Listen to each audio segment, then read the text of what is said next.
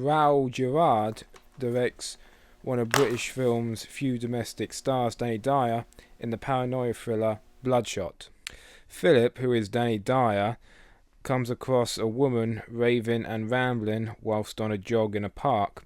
He offers her to come back to his house to freshen up, an offer he soon regrets as hysteria and suspicion creep into the atmosphere, and much, if not all, become very unclear. Blimey Gov, is he a psycho, ain't he? Dyer has always been a mismarketed personality. His early successes with Human Traffic and the works of Nick Love unfortunately pigeonholed him very early on in his career, and due to him cashing in somewhat on his Hellraiser reputation, he has now been forced into a place where he doesn't necessarily belong. Dyer is a good character actor, but unfortunately, either due to a lack of competition, or dare I say interest, too few have accepted him as a bona fide homegrown film star, despite what some in the industry might think. Bloodshot is another example of decent work by Dyer, but not enough versatility to carry a film.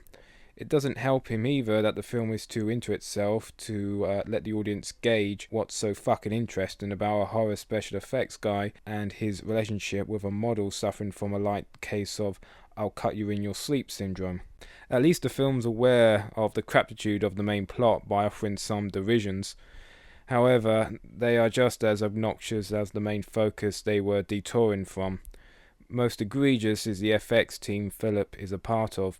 His co-workers and their banter only serve to pander to the most smarky and cancerous of horror film fan with its tiring and derivative meta humour. Either that or writer, producer, director Gerard is trolling his own audience by turning their own tastes and expectations against them as a cheap and cynical attempt to elevate his own work above its competition. This is the last thing Bloodshot needed, a film that already thinks it's smarter than it actually is.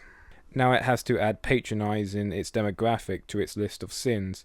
Included also is its god-awful pace. And this is fucking model and American or not, Gov. Your guess is as good as mine, son. Ooh, bitch, eh? Okay, I'm starting to be a bit too harsh here.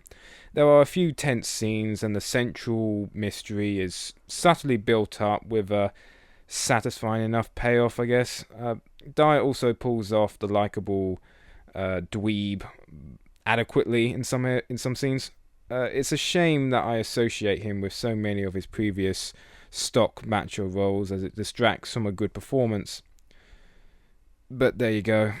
In conclusion, Bloodshot is a shit psycho thriller and an even more shit love story. Sorry, Dyer, but you can do better. Coming tomorrow, because I hate myself, more British genre with The Last 7.